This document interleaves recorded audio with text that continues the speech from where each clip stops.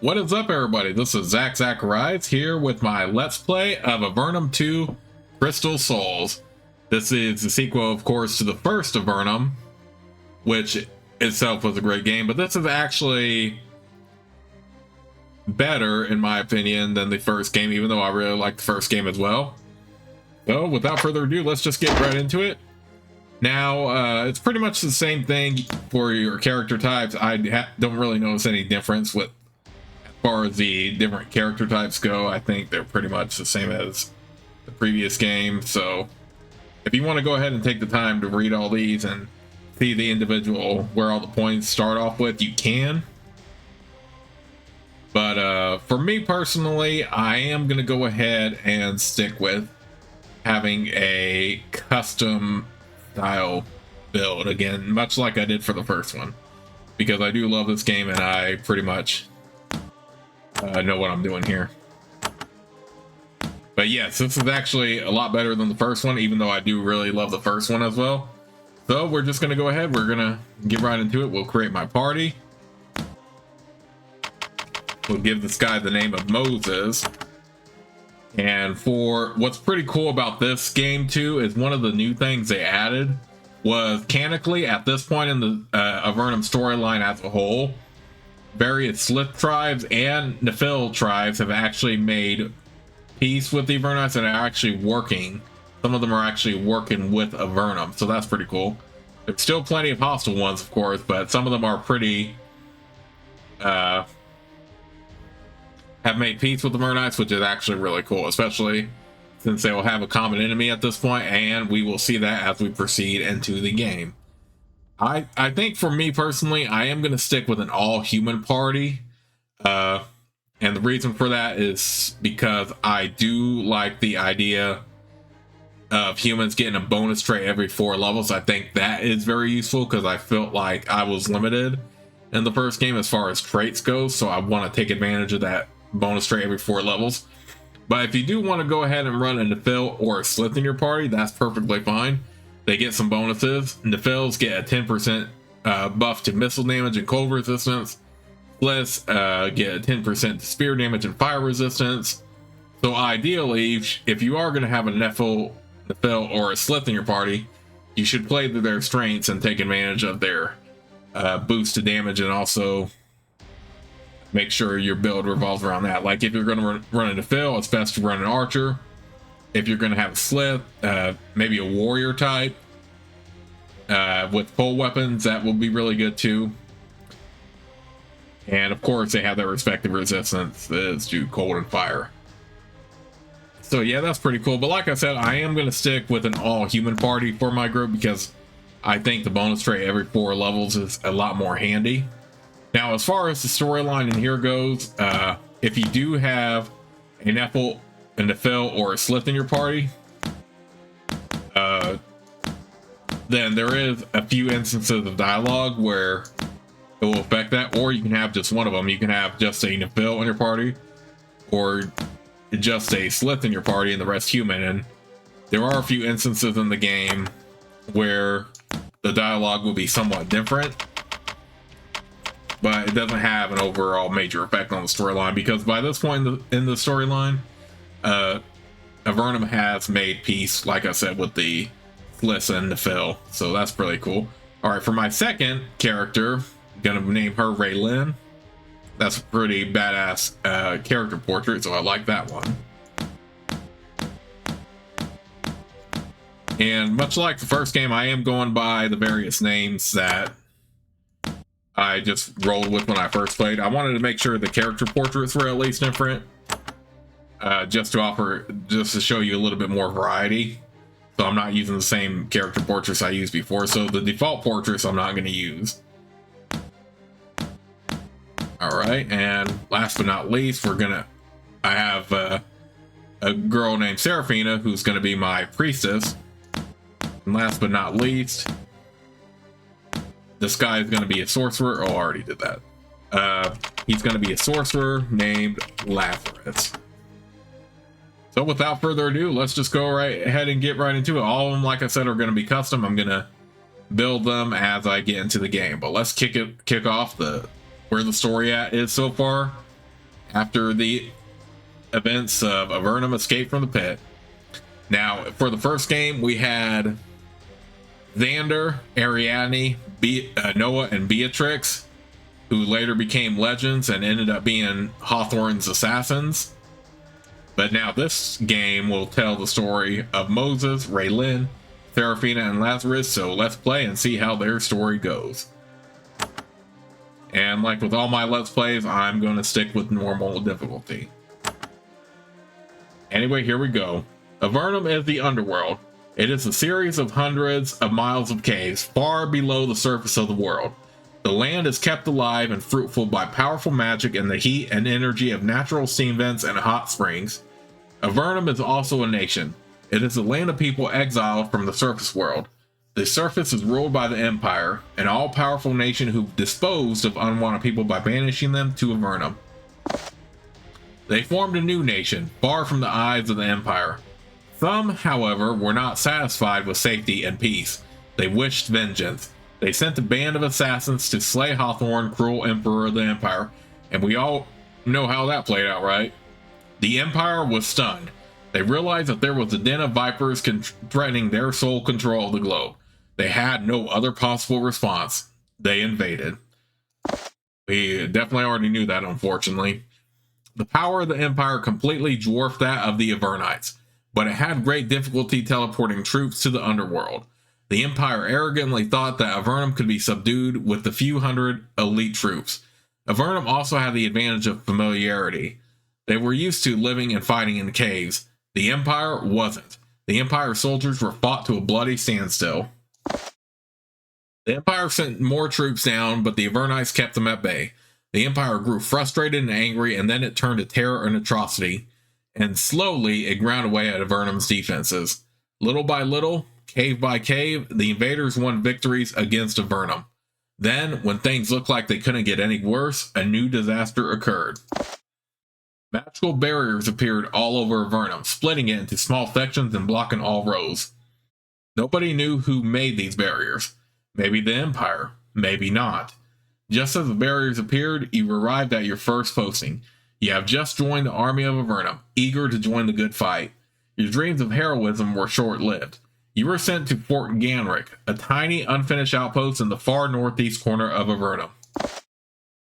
You dream of great victories, of deeds that turn the tide and save your homeland. Instead, you reported to Captain Vidican and were put to work digging out storerooms. Fort Ganrick isn't ready for warfare, yet. Each morning, you wake up in a damp cave, looking forward to a long day of shovels and picks. It's hard to imagine anything that could happen which would enable you to strike a mighty blow against the Empire.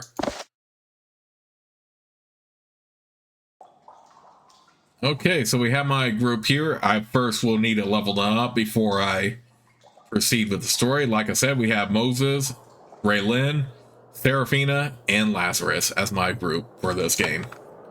Let's train Moses first. Now, I'm not going to walk through and read all these because I already did that for the first game. It's pretty much the same thing. Same skills, same attributes, stuff like that. If you want to learn more in depth, you can go check out my Avernum Escape from the Pit video, the very first one, which I did, where I did read everything. But yeah, nothing has really changed as far as skills go, it doesn't look like, so we're just going to go ahead and make our build. So my first guy, Moses, is going to be a warrior, so we're going to put strength, dexterity, and endurance as starting points. And I am going to put 2 points into melee weapons and 2 points into pole weapons.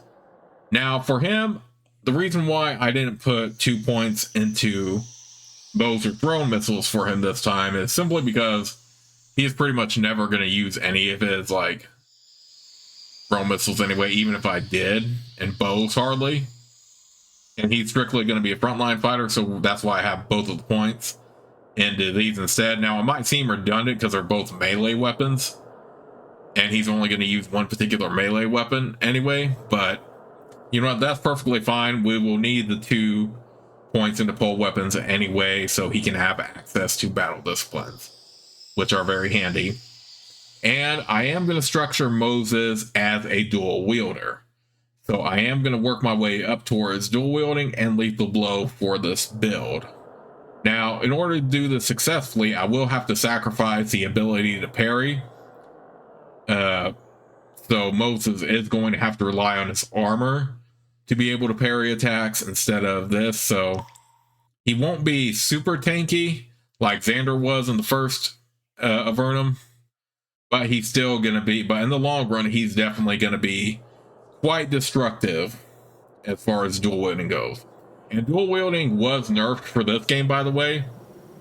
The penalty was smaller than it needed to be in the first game, and so it got nerfed here, which is actually a good thing. You still should be able to use it early on, but it really should be saved for the late game anyway, and strong for the late game anyway. So you should be able to build it, build to it without having to use it like all the time immediately. So we are going to work on dual wielding for him, but that will be build up. In the meantime, he is going to use a shield though until I can get to that point. And like I said, pole weapons is just for battle disciplines. I'm not going to actually wield a pole weapon for him. All right, for the magic trait, we're going to stick with Cave Lore because that is very helpful. It's actually quite underrated, and you need a certain amount of points for that. And for the trait, we are going to start off with Nimble Fingers.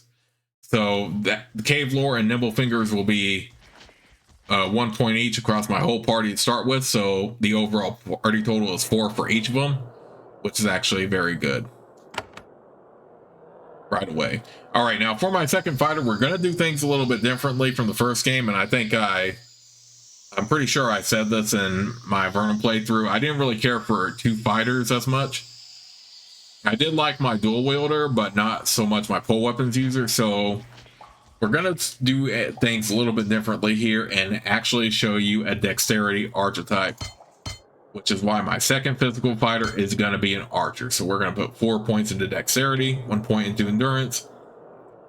She is going to wield the pole weapons of the group, but she's never actually going to use them necessarily because her bow is going to be her primary weapon. So we'll put 2 points into bow. And another point will just go into sharpshooter, which will,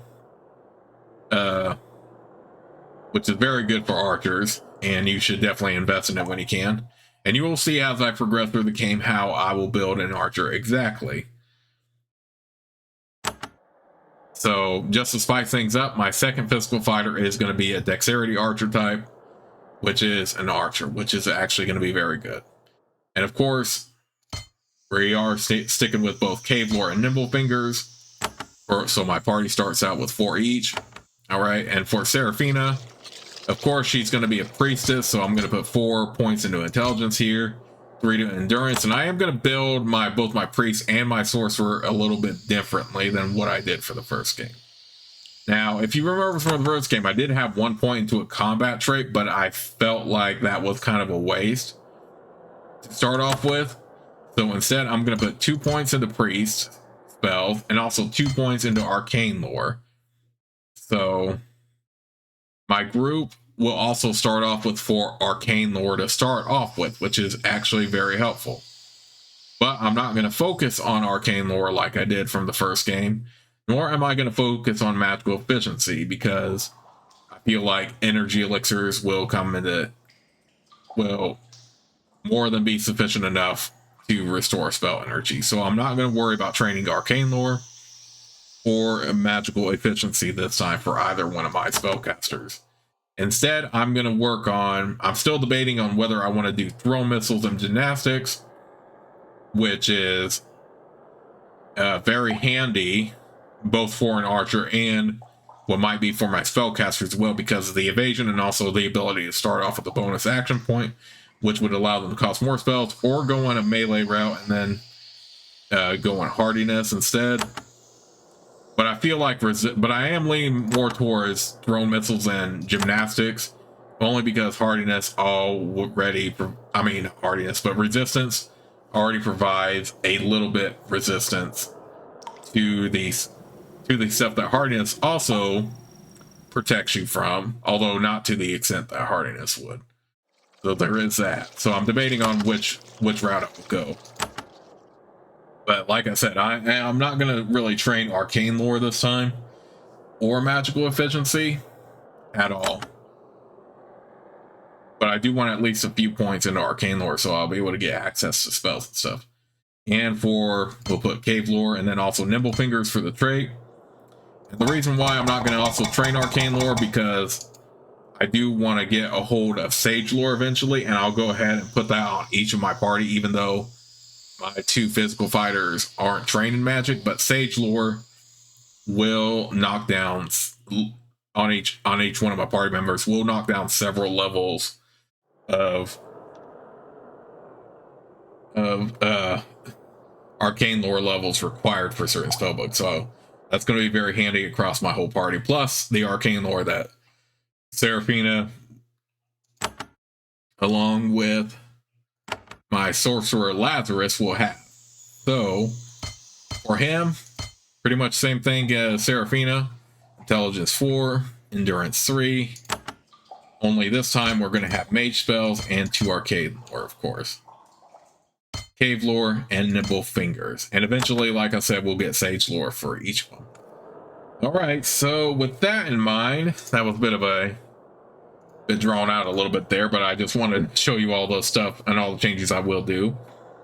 But with that in mind, let's go ahead and get right into the story here. So let's proceed. You stumble groggily out of the cave that has been your unwilling home for several weeks. Your muscles are still sore from yesterday's digging. You've been working on these storage tunnels for weeks. You notice that the gate to the north is closed. Most Avernites have learned to resist claustrophobia, but seeing your lone route to the exit closed off makes you nervous. You can see Maxine on the other side. Maybe she knows what is happening. Before you proceed farther, however, you should protect your head with the helmet. 2 crude helms of thick lizard skin wait for you on the table nearby. You should take advantage of them before you move on. Okay, so much like the first game, pretty much the same type of tutorial. You know, in the first game we had to put on a cloak. This time we're putting on helmets. I'll just equip that on both my physical fighters. The lizard skin helm is crude and dirty, but it will keep falling stones from cracking your precious skull bones. You look with regret at the door to the south. Time to start digging. You look through the gate and see Maxine, hard at work. She is a skilled stoneworker sent into Avernum not long before the Empire invaded. Her skin still shows a tiny remnant of color from being in the sun. She is behind the closed gate, fixing stone blocks in the frame with mortar. She nods and smiles when she sees you. Sorry, trapped you in there. Won't be long. At least you can dig uninterrupted. Tell me more about yourself. She laughs. I'm not a big soldier like you. Just another unfortunate who said the wrong thing, got the wrong man angry, and was sent down here. What did you say to get sent down here? She frowns and suddenly becomes very distracted by her bucket of mortar. In Avernum, asking how you got sent into the underworld is poor manners. Why did you come out to Fort Ganrick? I had to help out somewhere, and I had skills to use. This fort needs to be finished. Once I was down here, your war against the Empire became my war. I'd like to ask about something else. I can't stop you. You're on the other side of the gate.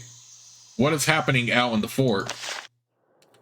Don't know. Probably just building. I stay down here so I don't get any news. It's just upsetting. Have you heard anything about the barriers? Just rumors, most likely meaningless. The barriers are still everywhere, blocking the roads to the rest of Avernum. The wizards can't do anything about them. We are in horrible trouble. What's happening with this gate? I just needed to close it for a few minutes to place this frame. Won't be long. I'll go get to work then.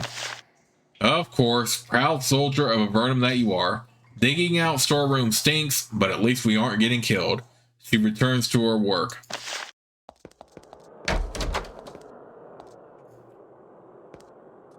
You enter the room you've spent several weeks expanding.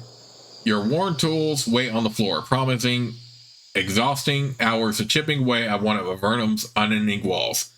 However, things do not go as planned. As you enter the cave, the ground shakes under your feet. Slightly at first, then harder. It doesn't feel like one of Avernum's many cave quakes.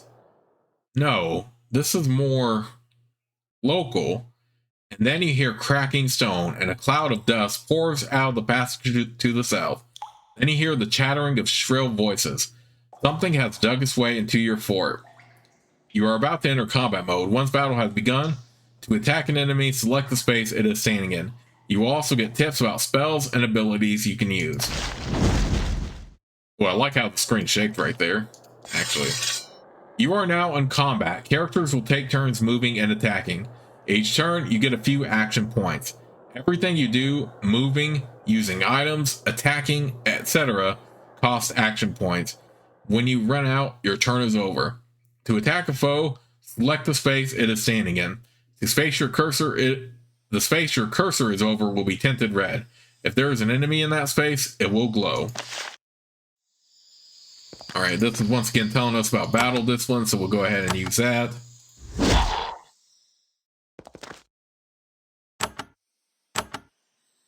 Raylan's not going to be able to do like a major blow here, but that's alright.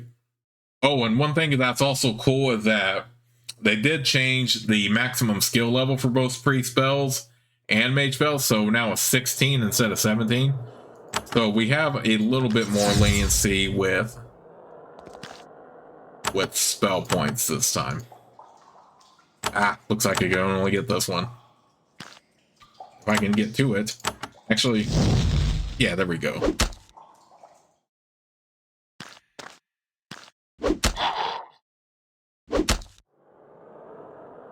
Alright, wounded character, heal him up.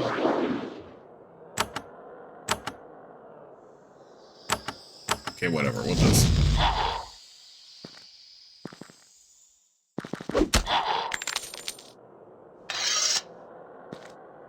Goblins are a perpetual pest in the underworld.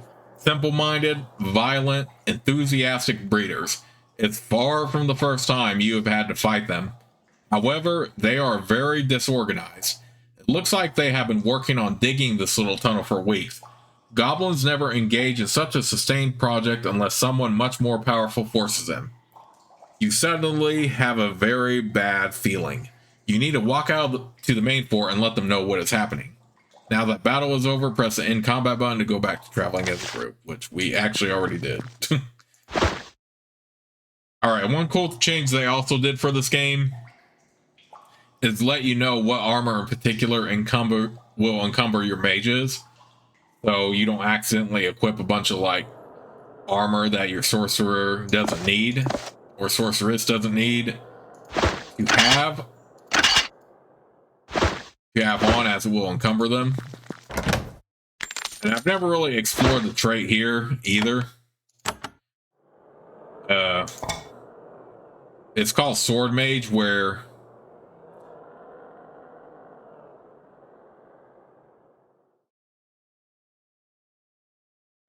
with armor, I've never really experimented with Sword Mage trait. It's probably very iffy. I just simply prefer to stay true to the concept of mages not being able to wear too much armor. I feel it works best anyway. Unsurprisingly, the dead goblins were not the only threat. The sounds of battle echo from the north. Happily, Maxine managed to get the gate open so you can reach the carnage that much more quickly. Something terrible is happening. As you approach the gate, a wall to the east collapses. A goblin head timidly pokes out of the wreckage, looking for victims. When he sees you, he ducks back and calls gleefully to his fellows.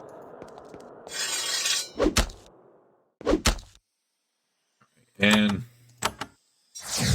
well, eventually, I'm definitely leaning more towards thrown missiles and later gymnastics for my spellcasters, because them being able to get more action points and cast more spells is actually very appealing, especially if it can happen before we build up to adrenaline rush for them. So I think I will lean more towards that rather than melee and hardiness, because resistance already does a little bit of hardiness anyway. Although the difference between resistance and hardiness is that resistance, while it does provide resistance to pretty much everything, its biggest strength is protecting from magic and mental spells, which is why your spellcasters, when they have that, will be able to resist mentalism very well. Hardiness, on the other hand, doesn't really provide any protection against magic, really, apart from like maybe fire and ice. Alright, so now we got some crude javelins. We can go ahead and equip that on them. They will be the ones to train into thrown missiles anyway.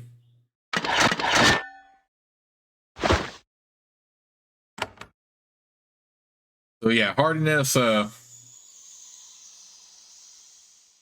provides a lot of the resistances better, but resistance definitely provides the best resistance as far as mental goes. The storeroom was a large, natural cave you discovered while digging passages in the rock behind the fort. Finding it was a huge relief. It saved you a lot of work. The passage down to the rest of the fort is to the north. This is a good time, if you haven't already, to save your game, which you should follow, but I am knowing what I'm doing here, so we're not going to worry about saving right now. We're just talking to Maxine again. Maxine has dropped her tools and is wandering around dazed, not sure what is happening. You remember that she isn't a soldier, just a stonemason trapped in a terrible place. She looks at you. What? What is happening? Are we being attacked? It's just goblins, not a problem. But I heard more fighting. Toward the exit, it can't just be goblins, can it? Maybe the Empire has come for us at last. What? The Empire? Already? It can't be. We're not ready. Just stay here. Alright, that seems safest, but what if more of them tunnel out? I don't know what to do. She crouches and buries her face in her hands. Yeah, I feel like her staying here is the best option. You hear shouting and running to the north, and then two Avernum soldiers run into the storeroom in a panic. They are new arrivals like you, green enough to be terrified of the goblins that are chasing them.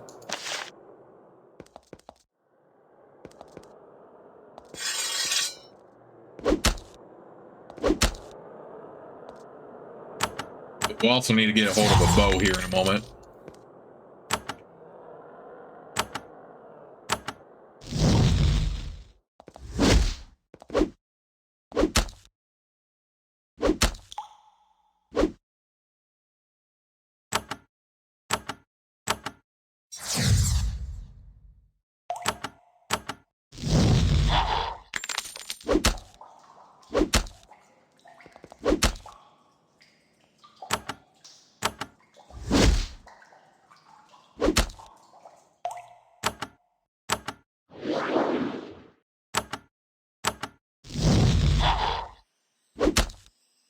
By the way, yes, the spells are pretty much the same, so I shouldn't have to walk you all through them this time, along with the battle disciplines. They're pretty much the same as the first Avernum.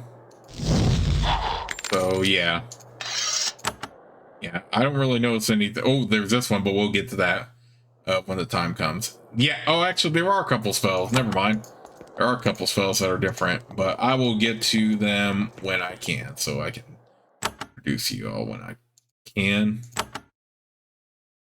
Not much change as far as the battle disciplines go, although I feel like this was this in the first one? I don't even know. I don't know. I feel like the battle disciplines are pretty much the same as the first one, but I'm not sure.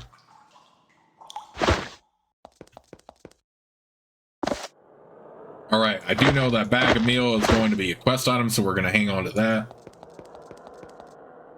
You have reached the completed storerooms and are pleased to find that some of the supplies are still here. Considering how little the castle sent out here even before the barriers blocked travel, this is a stroke of luck. One healing potion sits on the table in the alcove to the south, waiting for some lucky warrior to claim it. To use a potion, open the inventory window and get a potion. To use an item like a lamp, scroll, or potion, press the sunburst button next to it. Finally, we get a bow for Raylan. We'll switch to now. More javelins. We'll put that on our spellcasters.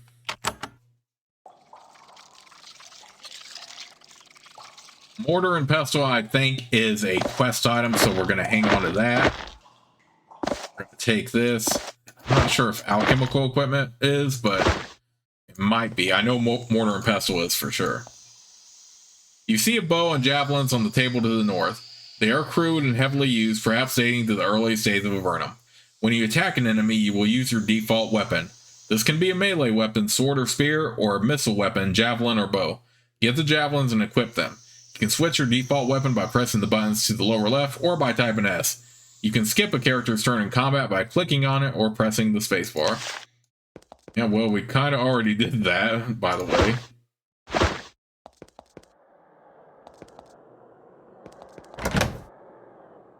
Ooh, we have a healing scroll and we have a spear.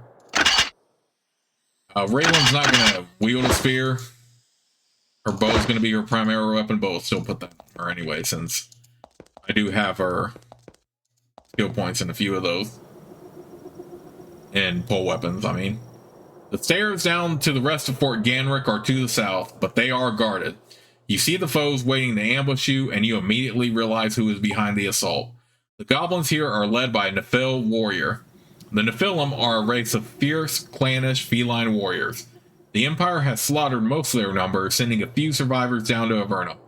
Of late, the Avernites have made peace with some of their clans, but others remain determined to get revenge on humanity. This large hunter snarls and hisses when he sees you.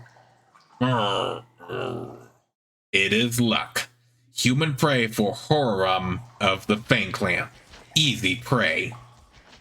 Where are you from? Our mighty castle in the caves. Humans here neglected too long. Now Fang clan is strong and ready to take these lands. You remember hearing the other soldiers passing on rumors about Nephilim sightings to the east. Maybe those should have been taken more seriously. You are not with the Empire? Horum spits on the stone floor. Empire? Empire is great enemy. When we take these caves, we make ready. Ready for vengeance on Empire when they come here.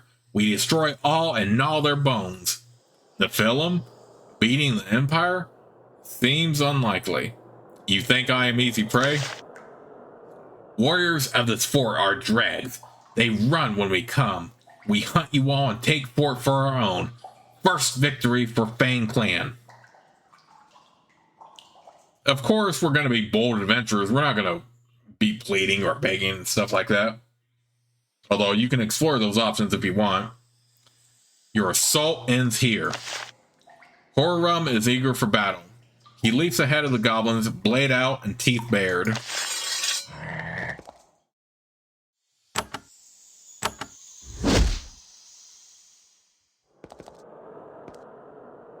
Alright. Archers are not going to have access to nearly as many battle disciplines, but they do have a couple. In the meantime, though, I'm just going to do that.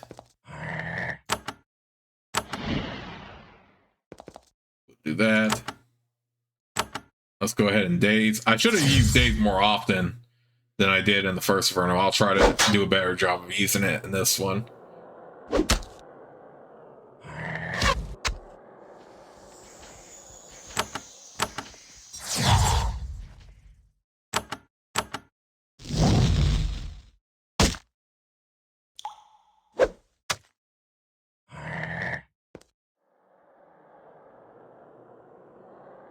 Oh, that's cheap that he did that.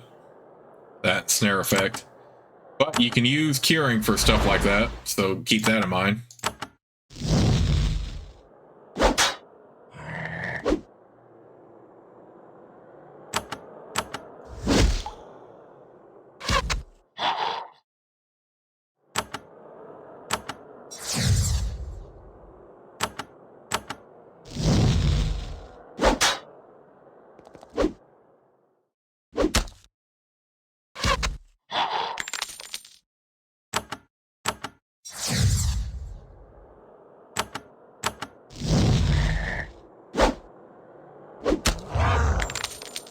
Horum falls to the ground, dead.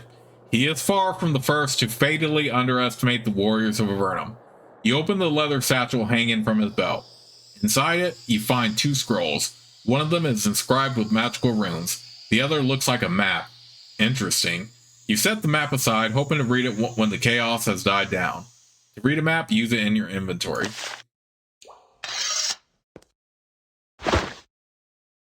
We got a couple crew javelins here.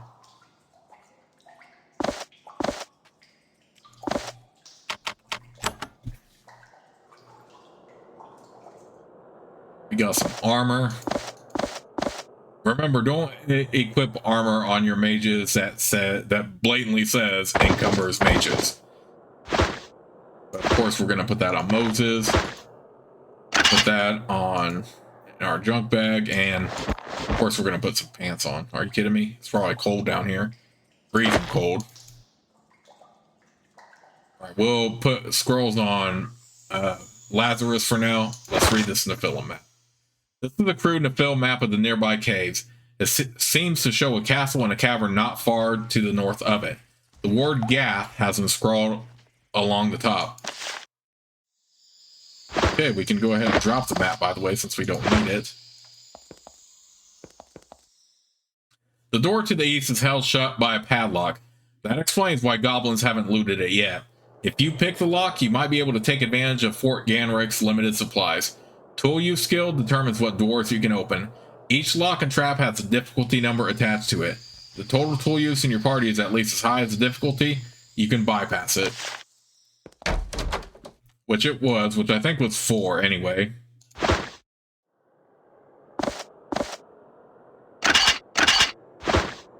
Priest. Short sword, we are going to go ahead and equip that on Moses. At last, you have found the path down to Fort Ganrik. The sounds of battle are still audible ahead, and you cannot tell whether the humans or Nephilim are winning. Take a moment to rest, and then you ready your weapons. Perhaps a few additional swords on the Avernum side can turn the tide of the battle. Step on the slope floor to go downstairs. You run out into the main body of Fort Ganrik. Sure enough, the Nephilim found a way to infiltrate the fort and attack. 2 of them are to the west, sneaking behind the barracks. When they see that you have spotted them, they charge. In the courtyard to the south, you can see guards fighting other Nephilim. Happily, it appears that your team is getting the best of the invaders.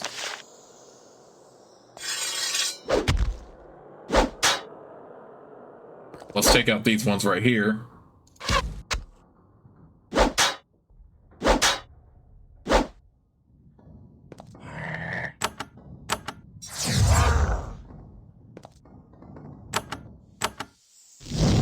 Take out that spiritist first.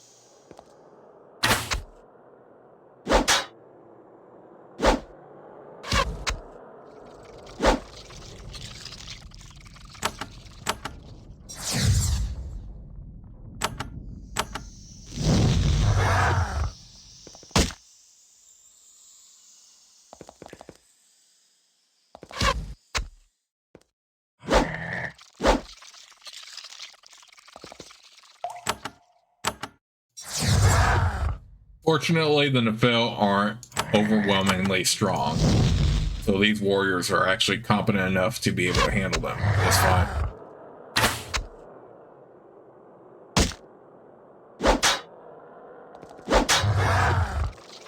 That one's dead.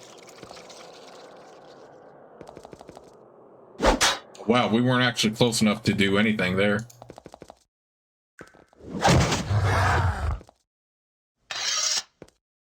An eerie quiet falls over the fort.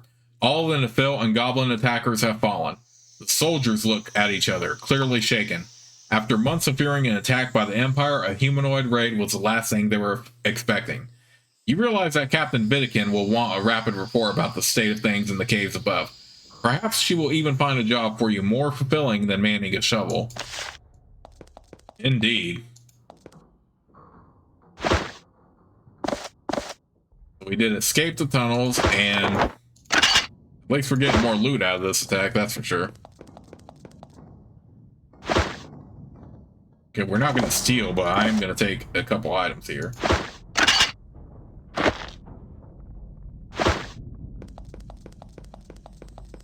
I've actually had real bad... Oh, no, there's stuff right here as well. head back real quick so we can check on and see how Maxine and them are doing.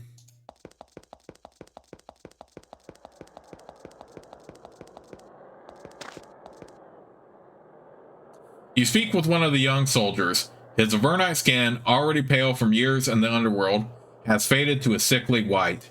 He had never been in a battle when the bloodthirsty humanoid started flooding into the keep. Now that the attack is over, you can only hope he calms down soon. You stop and talk to Maxine briefly. She is understandably frightened and every noise makes her jump, but her dagger is in her hand and she is walking around listening for more invaders. You make sure she is unwounded and leave her to her hunt. She promises you that if she sees an attacker, she will be very loud. Alright, well, that's reassuring. But yeah, I think her best bet is to just stay in the fort, stay in the storeroom, and not have to worry about any of that. Alright, so let's go ahead and save the game right here, and I'll see you all soon with the next part of Let's Play. But in the next part, we are going to get right into seeing Captain Vidigan and exploring Fort Ganrick. So I'll see you all soon with the next part of Let's Play.